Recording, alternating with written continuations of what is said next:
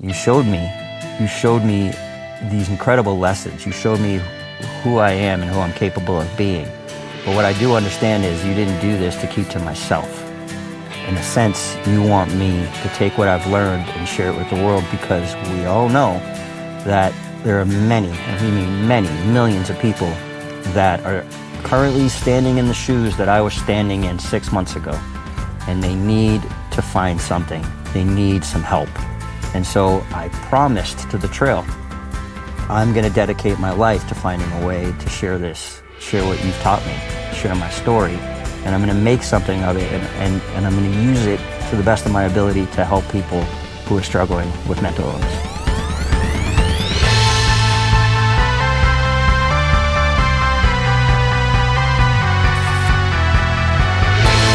Hey friends, Matt Duell coming to you from San Diego, where our Dream On team is here serving one of our amazing clients. Hey, we have been traveling all over the place, but no matter where we go, we love to take the opportunity to shine the spotlight on amazing stories. And today's episode is definitely a special one. On Stories That Move, our Chief of Staff, Alexis Grant, joins me back at the studio in Warsaw to welcome in Jesse Cody. Jesse is an avid hiker, a public speaker, and the founder of a nonprofit called Hike the Good Hike. Jesse's story is raw, it's powerful, and we are so privileged to tell it. When he was going through an incredible time in his life, struggling with a mental health crisis, he had a breakthrough that happened that then launched into an entire nonprofit movement.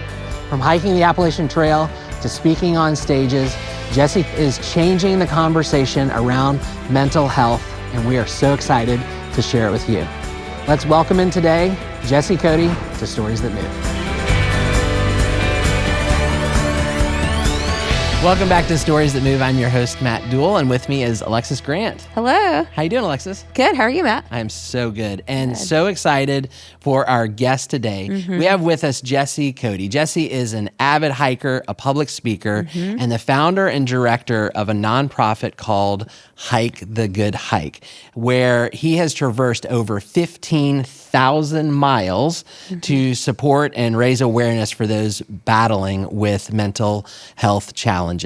And we're so excited to talk to him today, but we're also excited because Jesse is going to be joining us at the Warsaw Growth Summit here in Warsaw on November 6th. So we're going to dial into his story today, but for all of you viewers and listeners, you have an opportunity to come and see Jesse live later this year. Jesse, welcome to Stories That Move. Thanks, guys. Thanks for having me. I appreciate it.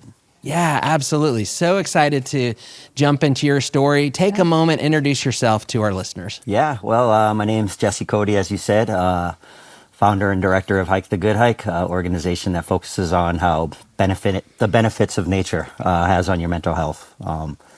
Obviously, we'll get a lot deeper into that as we go here, but I live out here in Santa Fe, New Mexico, 30 minutes outside of town, off the grid in the high desert.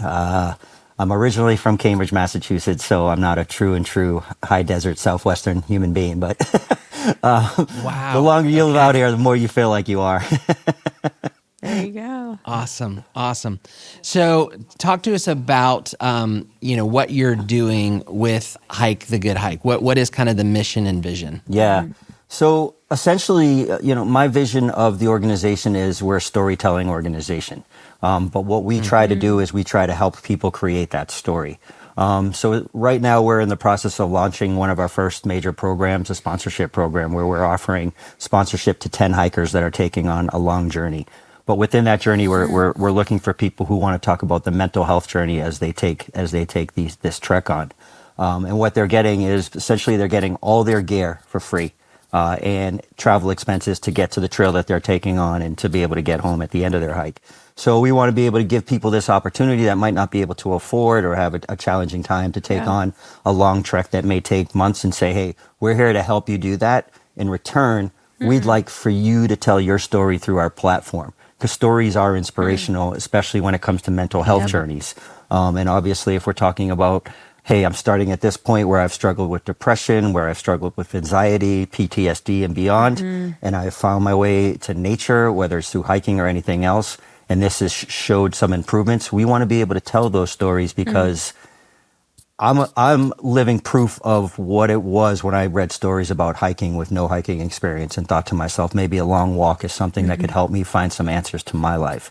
And so being able to live and breathe that and understand that, I wanted to create and working really hard to build something that can put out hundreds to thousands of stories that really can inspire people to try something different to benefit their well-being and mental health. Wow. Amazing. Gosh. Okay. We don't even know you, but we're already going to be lifelong friends. Yeah. We exist to tell people stories. And I mean, that's our whole thing, stories that move. So to find an organization like yours that's doing that from that vantage point is really exciting. No, I think that's so cool. Even, just like that journey toward healing and redemption and finding oneself is, I'm excited to dive into those stories that you've, helped to create. Thank you. So let's rewind just a little bit because I am, curious to hear, how do you go from Cambridge, Massachusetts to New Mexico and form a hike? Take us back to, even childhood. Yeah. What did growing up look like for you, and what sort of inspired some of these things that you're now doing? Sure, yeah. Well, growing up was great. I come from a really beautiful family that to this day are very supportive of who I am and the things that I do. And for the I would say crazy blind leaps that I've taken, you need that. You need people to say to you, hey, take that leap. We're here for you if you fall in a direction where you need help. So coming up, I was really surrounded by, great parents, a stepdad, brothers. My family has expanded as I've gotten older. At a young age, I was actually a really good runner. In high school, I was a 7-time Massachusetts state champion in cross-country track and field. I was the fastest high school miler in the United States my senior year.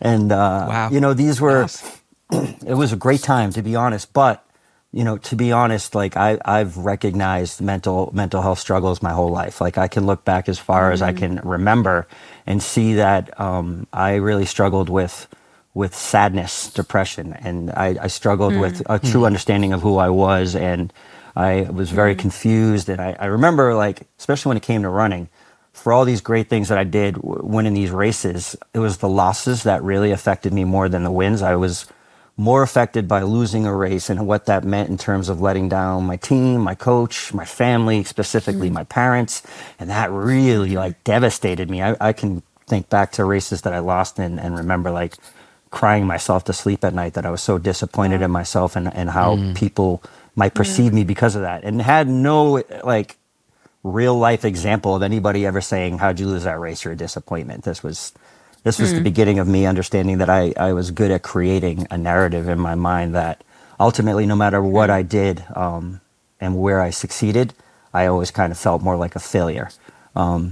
And so, as I said, coming out of high school, being a great runner, I had a ton of scholarship offers, and I accepted one to Providence College, a full scholarship offer. And as soon as I was kind of free of family and a lot of people protecting me and eyes watching me and making sure I was staying on the right courses, I got to college. Like a lot of people who go to college, I started partying a lot. And this is really now looking back where I started recognizing that self-sabotage was going to become a major part of my life. Within 6 months, I lost my scholarship and I was out of school. Wow. Yeah. Okay. Which in itself is kind of like what I was in my mind setting myself up for all along, right? This constant thought that I was a failure. So self-sabotage really kind of kicked into high gear, and I made that a reality. And then to kind of deal with that, going back to Cambridge, Mass, and trying to reset and find my way in itself was challenging, because you're obviously dealing with a lot of people asking, what are you doing here? Why are you back? What's going on? Aren't you supposed to be heading to the Olympics? These are realities. And so I had to kind of navigate that and really just kind of find a life of status quo. That's kind of really where I found my direction. I did some good things to try to fall back and do positive things in my life. I became a high school cross-country track coach. I went back to school to be a massage therapist. I started a massage practice, and I was like, Plan B is pretty damn good. I was a successful coach. I had a successful practice at a health club, and it was and even within that stuff, those narratives were playing out in my mind that this is not who you're supposed to be. You're not supposed to be an influence. You're not supposed to be somebody that is a leader. You're not supposed to be someone that succeeds. You're a failure. Wow. And I really was great at convincing myself that ultimately, no matter what I did, even if I showed success, that in the long run I would fail. So I would set myself up for that failure, and I would find ways to kind of navigate out of things that could show success and look for something where, hey, how can I just find a way of life where I don't really have to do much because I'm struggling? So I want to find something where my struggles, I don't have to do much to try to show myself that I can be successful, because I don't believe in myself that way. And this was a path for a long time. And when you talk about mental health struggles, the things that may seem a bit small when you're younger, well, those things grow. And depression grew in me. Anxiety grew in me. Insecurity grew in me. When I started really kind of entering that part of my life where I started dating and was in relationships, then the narcissistic behavior started exhibiting itself, because that's a major part of self-sabotage as well. You deflect the stuff that you're going through onto others, and that's just another thing that I excelled at. So, that's the early years into, 20s, 30s, and I'll let you guys kind of ask some questions off of that. Yeah, I'm curious to know. Yeah. So what was like the turning point at that point, So I had some moments where I spent time in psych wards. I threatened suicide to women I was in a relationship with. A couple of them made calls to get me help. I was really good at denying that I meant it. Like most people, when you're kind of trapped there and you have to actually face authority. Yeah. I was really good at saying, I was just saying this to upset her and scare her, which, authorities still don't want to hear that, but I was able to at least find my way out of a place where they took me so seriously that they committed me. But I was in this place in my 30s mid 30s up, where it was really a reality to me. And listen, let me be real here. I wasn't talking to anybody about this. I didn't go to family and say, hey, I'm in trouble. I didn't go to friends. I attempted to start therapy on my own, and I didn't invest in it. I went in, even the therapist sitting there who is skilled at helping people, I was afraid to truly open up to that therapist of who I am and what I was going through. And so, like a lot of people and a lot of men, I thought this is something that I could fix on my own. When I had these feelings of I want to take my life, I would say, not today, let's wake up tomorrow fresh. Let's figure this out on our own. When I had that screaming match fight with my girlfriend, I'd wake up the next day and say, this isn't right. Let's fix this. Let's get by this and not let this happen again. But it, in the same way I was playing the narrative in my head, the narrative that I was telling myself on the outside of myself was an act. It was lies. And, deep down I knew I couldn't fix it, but I kept trying to convince myself that I could. And then when you realize that you're not going to fix it, and you're in these moments where you're too afraid to open up, then you just think to yourself, I think the best thing for me is to take my life, because if this is who I am in the living, and it's not going to get any better than this, then what's the point? So you asked the turning point. I was in these moments, and I was real close to taking my life, and it was not too far from my 40th birthday. So when I was in these moments where I was like, okay, let's find the strength, which is a strange word to use when you're trying to take your life. I would have these flashes of seeing my mom, my dad, stepdad, or my nephew and niece would come up a lot. And I'd just think to myself, how does my brother explain to them what happened to their uncle, And so that in itself would stop me in that moment. And then I would cry myself to sleep, and I'd wake up the next day, and I would tell myself, you were close. Next time probably will be the moment that you actually can follow through, because you seem to be getting closer to that point. And as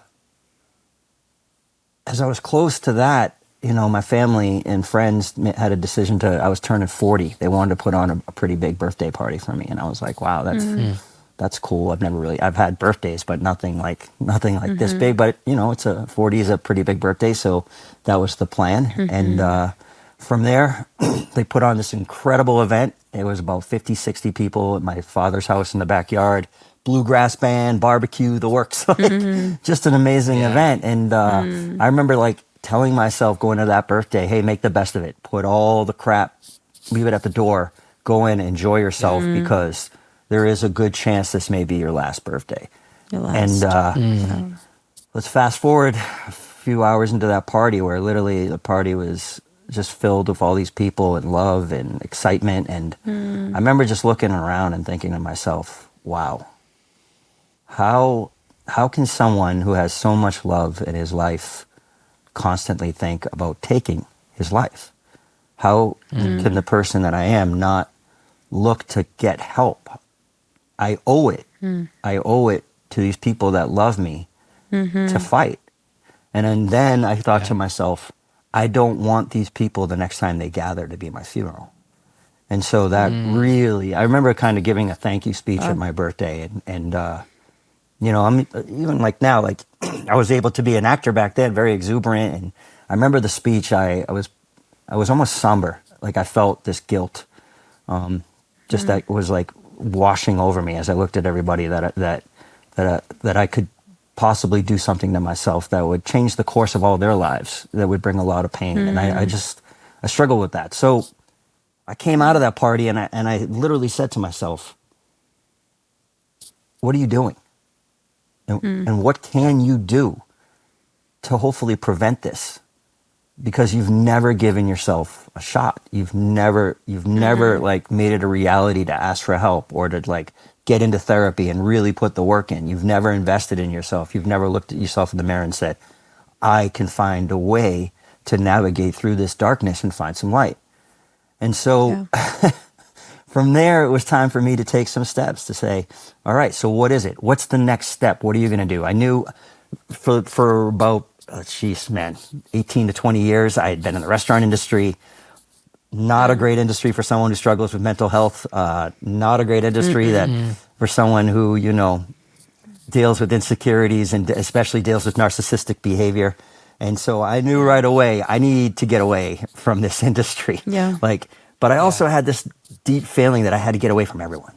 I was like, you need to take yourself out of these surroundings, around the cushion of family and friends, people that you can lean into, people that you're lying to. Like you need almost in a way a reset, which looking back still to me is really wild to all of a sudden have this awakening and think, let's not baby step into this. Let's think, what are ultimate Go things? all in. What are all ins? What's the biggest leap you can take? And I still didn't know, but I started doing research online. I literally like Googled how to restart your life at 40. I love telling the story. Like, you know, you get these advertisements in Google right away. $1,500. This program will change your life in 3 weeks. And I was like, 3 weeks? I can be different in 3 weeks. I didn't spend the $1,500. Good. But when I was doing the research, I happened to see that Robert Redford made an announcement that he was making Bill Bryson's book, A Walk in the Woods, into a movie. And this kind of just sparked something real quick. I was like, I read that book in my early 20s. A buddy of mine gave me this book and said, it's inspirational, it's funny, it's got peaks and valleys, you should check it out. And so I was like, I'm going to go pick that book up because like I could use some inspiration. Like I kind of remember what it's about, but like I remember thinking that was a really cool book and I could probably use something just to kind of bring some light into my life and make me smile and inspire me. And so I did. I went out and I picked that book back up and I started reading. And if you don't know about The Walk in the Woods, it's a book that Bill Bryson wrote, half fiction, half real, where he writes about his discovery of the Appalachian Trail, a 2,200-mile footpath from Georgia to Maine. He was a professor up in Dartmouth, New Hampshire, and the trail was literally right outside his backyard, and he would be washing dishes, and he'd see these hikers going back and forth, and finally he said, what is going on back there? And he headed out, and he saw this sign that said, Appalachian Trail, Georgia, a bunch of miles that way, Maine, some more miles that way. And so he wrote about it. He got kind of like infatuated with understanding why would people ever want to walk that far. And once he started really doing his own research and discovering, it sparked something in him. And there's this passage that he talks about. And at this point, Bryson was a professor at Dartmouth. He had already been a really well-established writer and known family, all great things. But he says that he still had some things within him that he needed answers to, that he was still seeking answers for. And essentially, he says, maybe a long walk would help me find those answers. And I read that, and it hit me hard. It struck me in such a way, and I kept reading, and I said, why not me? Bryson had never really hiked at all, and I had no experience with hiking. You know, I often say my jungles were I ran a nightclub in Times Square for 2 years. You know, that's about as far as jungle as I've gotten to. But, you know, in the same way, I said, this isn't about what you've experienced. This isn't about understanding of nature. This is about what you need for yourself. And maybe you just need to take some time to walk and be in a place that seems to really inspire people and uplift people. Because now I'm deep diving myself, and I'm reading blogs, and I'm watching videos, and there's this common theme of what nature's done for me for the better. And I'm like, well, I need a long walk, and I need that.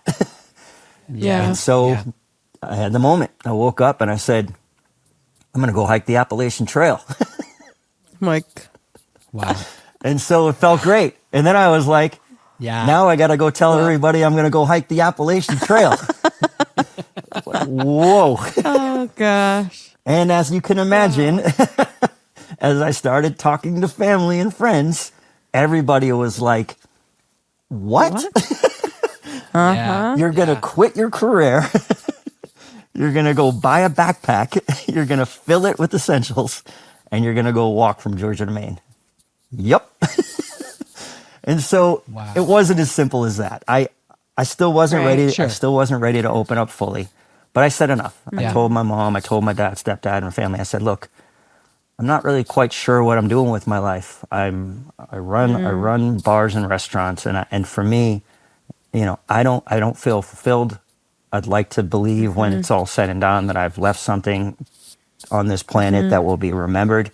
And I want to go find what that is, because I'm struggling in senses with who I am, and I want to have a better understanding of not only who I am, but more so who I can be. And I think I need a walk to do so. And it took a few days for everybody to kind of digest that. But, you know, my dad in the same way, he jumped right online, started researching the Appalachian Trail. And, you know, like literally a day after we talked, he goes, you know what, man, this seems really amazing. Like, let's do it. He was like, let's do it. I was like, are you coming? No. Let's do it. My dad is fully invested in my hiking life. He even has the Triple Crown AT stickers on his car. And people go, you've done that? He goes, no, my son has, but technically I feel like I have. That's cool. Proud dad. Yeah. And so, cool. You know, it wasn't right away, but it was, you know, I prepared myself, and roughly 3 months after this decision was made, like I said, I took the Amtrak down to Georgia with a backpack, made my way to Springer Mountain, got to the peak and turned around and said, it's time to walk to Maine. And I started walking. Wow. Yeah. Okay. Jesse, thanks so much for sharing all of that and just the vulnerability of opening up your story. And I'm just thinking, as I'm hearing you, for our listeners, so much of what started in your journey are just some of those just very normal daily things of like, you know, I've got kids that do sports and lose games and they come home in tears over those things, or, you know, relationships that fall apart or those kind of things. Like, how did you start to recognize that there was something deeper than just a frustration or a disappointment?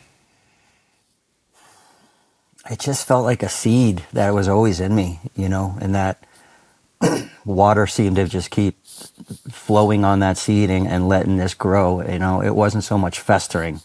Like I said, this is something that I carried with me for a long time. And look, I'm going to I'd love to be really honest with you, because I'm starting to talk about this. And the first step that I've taken recently is to sit with my family and talk about it, who have been in the dark when it comes to the struggles that I have endured and where the darkness come from. And honestly, it hasn't been said out loud yet, but I'm taking those steps now, and it's beautiful that I have people in my corner that support me and encourage me to do this. So I'm not quite ready to give the details out, but I did go through many years in my early childhood of childhood trauma. And so I've always recognized that. I've always known it was the root of the issues that I was facing. When you go through this type of trauma, obviously you're not naturally being wired as a child and growing into the way that you're supposed to learn things. You're taught things. You're wired in a sense, and it's tough to deal with that wiring when you're not developed, right? When you're a child and you're confused and you're scared and you think the worst of, if you said, I don't like this or I need help, like you think that you'll get in trouble. You'll think that your parents will disown you. You can create a lot of different things in your mind to tell yourself, don't speak up. Don't open up about this stuff. And that was me. And honestly, as I'm telling you this is something that I've really decided to really open up about over the last few months. And it's been 50 years of me not speaking openly about my entirety, who I am and why I've been on this journey of life and what has caused darkness compared to what has caused light. So when you ask that question, I'm aware of where it started. It's not an excuse. I don't use it as an excuse, right? But it's certainly a massive part of what I've been through, and in the same sense, when you go through trauma as a child and you're afraid to talk about it, it's no different than when you struggle as an adult with mental health and you're still afraid to talk about it. Look, I'm opening up about this. I'm telling you my story, but there are a lot of people who aren't telling their story, and that kind of goes back to what we're doing with Hike the Good Hike, right? Is trying to encourage and inspire people to talk openly about the things that they've been through, but more importantly, find those, whether it's family, whether it's friends, whether it's community, whether it's therapists, whether it's groups, to find that place that you're comfortable finally taking those steps to open up, because it is. And I can tell you from every step that I've taken and what I've opened up about, and definitely specific to what I've just recently talked to my family about, the weight that you lift off your shoulder is immense. And even though it's challenging and hard, it's an incredible feeling to be able to let it go. Absolutely. Well, I think what we know and what you know and what you're finding even more is that when you shine light onto darkness, that's where you can change the power, right? That's where you can change that dynamic. So again, thank you for sharing that. I'm so sorry to hear that those things happen to you. Again, as you think about our listeners and viewers, what would you encourage, maybe family members, parents, those people who are looking in on you and your story, as they're seeing people in their life where they think something's off, something's not right? What would your encouragement be to them of how should they engage into the story and effectively? Yeah, listen, I wish there was a blueprint for how that goes. I mean, I think every situation is different, and I think that's why it's really important, the work that I'm doing and what I'm trying to create with Hike the Good Hike, because what I do understand is there are a lot of people out there who don't have anybody to talk to, right? Like I've told you about my family in this podcast, incredibly beautiful, supportive family, and it took me 50 years to finally come completely clean with them. And that's with people who love me to death, and I probably knew that they would support me, but I was still afraid they wouldn't. So imagine the people out there who really that don't have that, and that's a lot of people. And so they're seeking a place to find at least a little bit of light, like you said, some answers, or just a place to feel comfortable being able to say some things. And it doesn't all have to be all at once, right? Like I've baby stepped everything. Like I told you before the AT, I just said, I just need to have an understanding of who I am and what I'm supposed to be doing with my life. And then the next step is after the Appalachian Trail. It was still a year and a half later until I actually said to my family, I was suicidal. These are things that I was dealing with. Wow. This is how I treated women. Like that was a challenge in itself. And you know, my family was surprised because I was able to hide it. I was a great actor back then, right? And so and then obviously like I went through that and talked a little bit more about some of the personal things that I was going through, and then recently opened up about these things. And so what I would say is it doesn't all have to come at once. Like what I've recognized is that little by little, when you speak about things that you're trying to kind of navigate and understand about yourself and ultimately change for the better, the little things can really feel big. When you're able to say like a little thing, you might be holding on to a lot, but when you're even like a little part of those things that you're holding on, when you're able to say that out loud, there's just this massive feeling of goodness. Like it's the feeling and the relief that you feel is so much bigger than the small thing that you're letting out. So letting little by little out, it adds up to life-changing experiences. I don't think I can. Freedom. I don't think I can find a better way to say that. It's freedom. It's freedom. That's a great way to put it. I'm so grateful that your family was there for you through it all too. And I mean, what a pleasure it is to even speak to you today, just knowing that there could have been a different reality, right? Yeah. And you're impacting others because of it. You know, if you don't mind, Sure. I'm lucky. I know it's, I have a hard time really grasping who I was to the steps that I took to become who I am now. Like I can look back at the last 10 years and still be like, really? I did that? It's hard for me to understand. I think, hey, Matt, you had this question earlier and it kind of triggered like another response for me. But I think when you've given up on yourself and you've lived so many years of giving up on yourself, to even get to that start of the Appalachian Trail was such a monumental success for me that I actually followed through with something that was usually not the case with me. I never followed through. I want to go hide in a corner. I don't want to challenge myself in any ways. But even just to get down there was so incredible for me. And I was like, wow, when I took these steps, like those first steps, I was thinking to myself, you're in Georgia, you're about to walk to Maine, man. Like, you're doing this, dude. Like, This is it. This is happening. And I remember thinking, a month ago, you wouldn't have done this. You couldn't have done this. You would have found that corner to go crawl into. And now, a month later, you're walking 2,200 miles. And when you have had this, just this feeling of never really believing in yourself, and to have that brief moment of, I do believe in myself.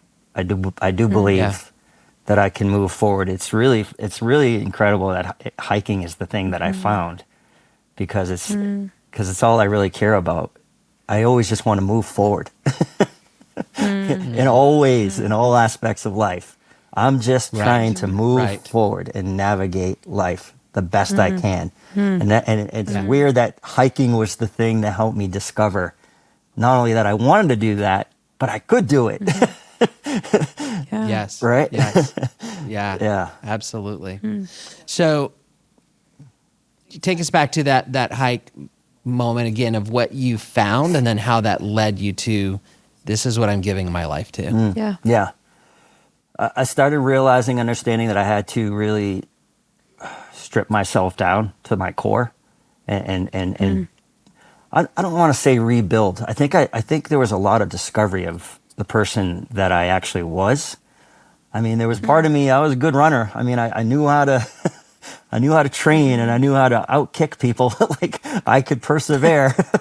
It was there, you know, it was in me. I just had to tear myself down to find it, to really find it. Yeah. And so moving forward, like I was teaching myself a whole new way of life, and almost thinking to myself, a new way of life is what I need. Blind leap is what I need. I'm a guy that grew up in the Boston area, lived in New York City, ran bars and nightclubs. I'd rather be sitting at Fenway Park drinking cold beer, you know. And now, Yeah. I'm in the middle of nowhere. We are. Carrying my life in a backpack, on. meeting people very Yeah. different than who I am. And Sure. I am taking on something that's going to be, there's no way to put it other than this, that is going to teach me daily lessons. There will never be Yeah. a day that comes on trail where I'm not learning something new, whether it's about the world, people, or myself. I am relearning how to be a human being. And that is going to play a significant role as I take this trek. Just learn, take it all in. The first time I ever slept in a tent, night 1 on the Appalachian Trail. I was Oh, wow. a newbie. Gosh. Wow. How'd that go? I hiked with the crew for the first month and a half, these guys. And I remember about a month after we started, one of them said, "Can I tell you something, man? I was watching you night 1 trying to set that tent up." I go, "This guy's going to be done within 3 days." And I said, "Well, we're a month in now." So no turning back. Wow. And so, yeah, it was all very interesting lessons. But I was thriving. I was enjoying it. You know, it beat me up. Yeah. It was the greatest challenge of my life. It still is. No matter how many hikes I take on, there will never be the Appalachian Trail because it was new to me. It was the walk that saved my life. And so Wow. as I learned these lessons as I went along, and there's some really important lessons, really about understanding that the trail, Mother Nature was going to challenge me. She wasn't going to hand me anything. I had to earn who I wanted to be and what I wanted to take out of this trail. And it took me 6 months. I hiked for 6 months on the Appalachian Trail, and half a year living in wilderness, sleeping in a tent, dirty, a bear down to here. I started at 181 pounds. I finished at 128. Wow. I literally stripped myself down. Literally. Literally. Whoa. And it was Right. the last day that I was climbing Katahdin, which is the ending of the Appalachian Trail. And the group that I was hiking with then, we had been hiking together for about 2 months. And I just said, "Hey, guys, I'm going to take about an hour to myself to just hike on my own. I really want to reflect on what these 6 months have meant to me." And so I took that time, and, the first thing I said was, thank you to the Appalachian Trail. Thank you to the universe. You guided me here. Like, you knew what I needed. You put this book back in my hands for the second time in my life. You showed me a path. And I think it always was trying to show me a path my whole life. I look back now, and there was always these little moments of nature that I was like interested and intrigued by, but I never followed through. And it just kept peppering me with signs and signs and signs until I finally listened. And so the second thing that I said after all these thank yous was, I understand something here. You showed me these incredible lessons. You showed me who I am and who I'm capable of being. But what I do understand is you didn't do this to keep to myself. In a sense, you want me to take what I've learned and share it with the world, because we all know that there are many, and we mean many, millions of people that are currently standing in the shoes that I was standing in 6 months ago. Yeah. And they need to find something. They need some help. And so I promised to the trail, I'm going to dedicate my life to finding a way to share what you've taught me, share my story, and I'm going to make something of it, and I'm going to use it to the best of my ability to help people who are struggling with mental illness. That's beautiful. Wow.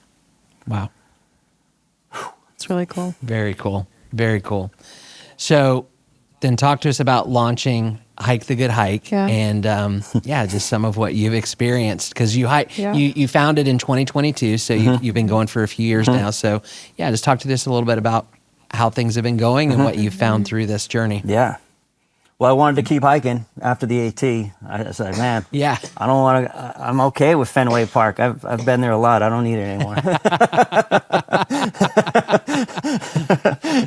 And so I'm back in Boston, and I'm like, there are three major trails in the United States: the Appalachian Trail, the Pacific Crest Trail, and the Continental Divide Trail. So I take on the AT, and now the seed is planted. Ooh, there are two other big ones, and if you hike all three, it's called the Triple Crown of hiking, and very few people have done it. I want to do that. Yeah. And so the next thing I was gearing up for was the Pacific Crest Trail, and that was the next trek I took on, and that's a 2,650-mile hike that I started at the Mexican border, and I hiked across California, Oregon, and Washington to the Canadian border. And I knew the lessons that were going to come, and now it was time for me to understand, how can I use this? And I did what most people do. I got on social media and I started posting daily from my treks, and I started talking about what these treks had meant to me. And 2017, I started talking about my mental health. I said, it's time for me to really open up. And I started telling my story through social media. And I was writing and I was blogging, and I was saying, this is who I was prior to hiking. This is how I found my way to hiking. And this is what hiking is doing for me in my mental health. I'm stronger than I ever thought I could be. I understand that I can take things on, and these challenges, I may not overcome them every time, but I know how to work with challenges and find my way through them.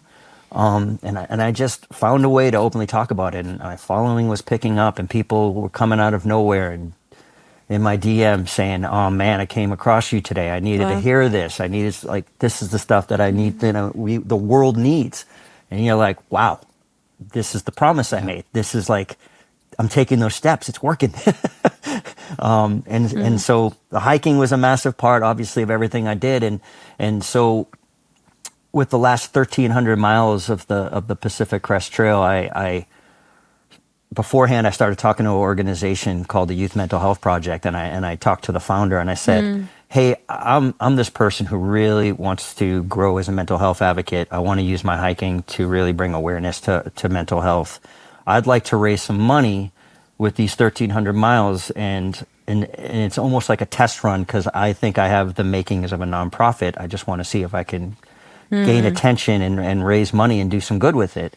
And so I offered to raise money for their organizations, and we would work together. And the first thing she said is, "What's the catch?" I go, "There's no catch."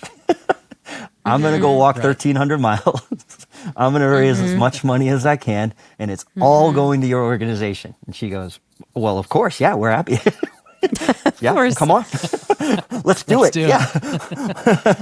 And I came out of that raising just over $30,000 for the Youth Mental Health Project. Wow. And that's when I knew. I was like, "Hey, man, Yeah. I still don't know what you're going to build with Hike the Good Hike, but you got something here. You're following through with your promise. Keep following through." And I continued on, and I started Hike the Good Hike. It was still with a vague idea of what I wanted. I knew I wanted it to mirror my experience of the Appalachian Trail. I wanted to create something where I could say, we are here to help people create their journey through hiking or anything. Honestly, we're going to expand out. We want to help mountain bikers, runners, kayakers. We're here for everyone. But I said, I want to be able to help create that story. I want to tell that story through our platform, and I want to inspire. I want something that's going to inspire. And so I created it, and I was like, all right, we're gonna figure out the details of it while we're deep in it. And in 2023, I hiked 5,000 miles for my organization and to bring attention to mental health. And look, it was a worthy cause. We did well with it. We didn't do great with it. But I think when you start an organization, there's going to be a lot of growing pains and hard lessons. Absolutely. I've definitely been going through them since we've started. Peaks and valleys. I try to do a lot of things on my own. But these lessons are important. And again, there are a lot of struggles within that stuff that I'm like, well, thank goodness I've learned how to persevere because you need that when you're trying to create businesses that you don't have much of an understanding of. I just knew I had a root of something great. And the last few months have been awesome, man. We've really, I understood that I needed to bring on people that had a really good understanding of nonprofit work. And I have this incredible small team that has been working with me for the last year. In the same sense that I kind of stripped myself down and rebuilt myself, we did that with the organization, but staying true to its core. And now we're in this place where I talked earlier, like we have this first major programming being launched. We're talking to other organizations and programs in the country to partner up with, help each other, because I ultimately I push really hard through the narrative of my organization that it's not just finding yourself to nature, but it's finding the community within nature that's really beautiful. Because honestly, if I took that hike on and I was all by myself for 2,200 miles, I don't think, I think some things definitely would have changed, but not in the way that they did, because what I didn't realize is how important the community of hiking was going to be in this journey of mine. And having these people and having the beauty around me and learning from other people and seeing people go through very similar things, but things that are very different, but ultimately we're all trying to find ways to improve ourselves and our well-being. And that's been incredibly important to me. So I love the concept of partnering with other organizations and programs, because we don't want to try to do it on our own. We want to try to do it together, especially when it comes to chipping away at the stigma of mental health. That it takes more than a village; it takes an army. and you know, Hike the Good Hike. Our goal is to become the leader of developing that army, so to speak. Yeah.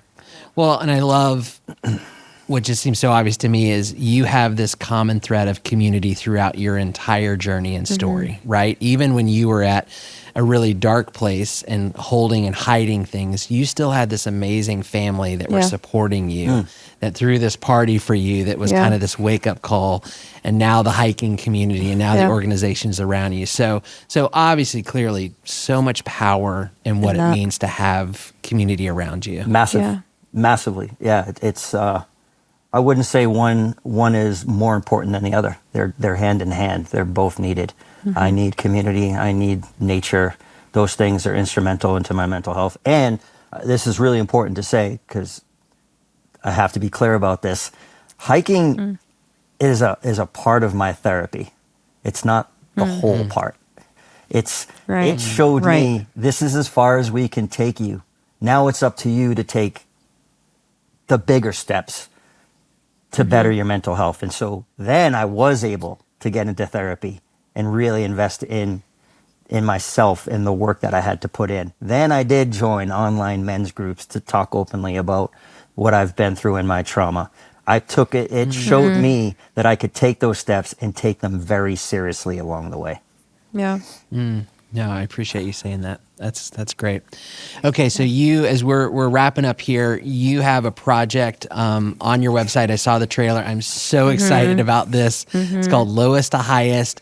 You are about to embark on another amazing journey in the fall of this year with a film crew to do a documentary. So tell us about this thing. What are you guys doing? Still figuring it out. Well, no, it's surreal. It's just, it's surreal. You guys just heard my story, man, right? Like 10 years ago, I was trying to set a tent up thinking I could hike 2,200 miles. And now we're making a movie. And so it's called L2H, Lowest to Highest. And it's a 150-mile trail from Death Valley, which is the lowest point, 240-ish feet under sea level in the lower 48s. And we hike to the peak of Mount Whitney, which is the highest peak in the lower 48s of almost 14,600 feet. And so it's myself and two other hikers, Lolo and Jocelyn. The three of us have really compelling stories of struggles with mental illness and identity and finding our way to hiking. And so Andy Lobb is the filmmaker, 3-time Emmy-nominated filmmaker, considered one of the best outdoor filmmakers in the country. It's going to be, you got to go look up Andy Lobb and look at some of his work to truly get an understanding. The beauty of what Andy can do is he uses nature as a background, which is really wild to think, because nature is always going to be more than just a background. Nature is something else, and it's on its own. You can just, I always think about Sunday morning on, I think it's ABC. I think they always do like the last minute of the show. They just do a nature scenery with no no sound. There's just the sound of nature, but no one speaking. And so that's what I always think of nature. Nature can be its own movie. You don't need anybody talking about it. But we're using that, and what Andy does is he's really incredible at using basically nature as the stage and telling very compelling human peace stories.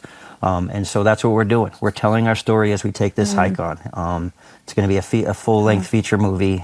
We are having incredible conversations. We've got major companies behind us, Z-Packs, which is probably one of the biggest ultralight companies, hiking companies in the world. Hoka Shoes, which has been really important to my journey the last few years and has been very supportive of Hike the Good Hike, amongst some other companies. But yeah, we filmed that the last 2 weeks of October, and it'll be released in 2026, and we'll be doing a 15 to 20 screening tour, and hopefully we're going to try to get it premiered at one of the major film festivals in the U.S. So, it's surreal. Man, it's just awesome. Congrats. Thank you. It should be fun. That is so cool. And here I'm going to give a quick another plug on the Warsaw Growth Summit. You are coming off the mountain from this lowest to highest movie straight to Warsaw to come speak at the Growth Summit. So that's true. I just think this is you can't miss this event, because I imagine you're going to have a few stories that you're going to be coming in pretty hot. Sure. He's going to roll in with his backpack. I was wondering, maybe you guys should tell me. I talked to Keith, but should I keep the beard and everything? Should I look should I literally look like I came off trail? Should I clean up a little bit? Oh man, no shower. I'll let Don't Keith change make your the final clothes. call, but I'm leaning towards go for it, man. I think just come in, be grizzly with it. I think that's awesome. Because this is very clean for me. I'm a very different human when I'm coming off a trail. That's so funny. That's awesome. Man. That's so good. We'll have to get a photo. Yes. Before yes, after. Absolutely. Before and after. Before and after. There you go. There you go. Well, Jesse, thank you so much for your time, for your vulnerability with us. Your story is just so powerful and meaningful. So just grateful to meet you, and can't wait to meet you in person here later this year. How should people connect with you if they've heard something here today and they're like, I want to know more, I want to connect with Hike the Good Hike? How should they connect with you? Yeah, well, it's pretty easy, right? It's hikethegoodhike.org. That's our website. Tons of information there. And then social media. Instagram is where we're most prominent, and that's at Hike the Good Hike as well.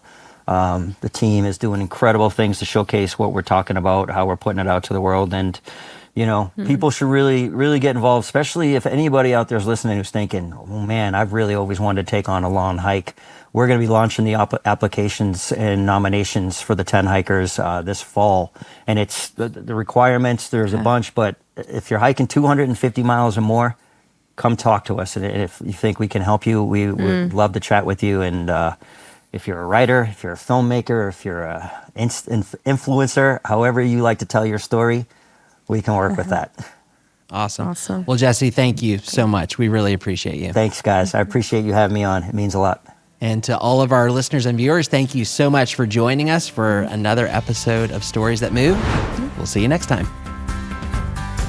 Thank you for joining us for this episode of Stories That Move, brought to you by Dream On Studios. Make sure to subscribe so that you don't miss the next episode. And remember, if you or your organization have a story you're eager to share with the world, Dream On Studios is here to bring that story to life. Don't hesitate to reach out. You can find us on LinkedIn, Instagram, Facebook, or visit our website at dreamonstudios.io.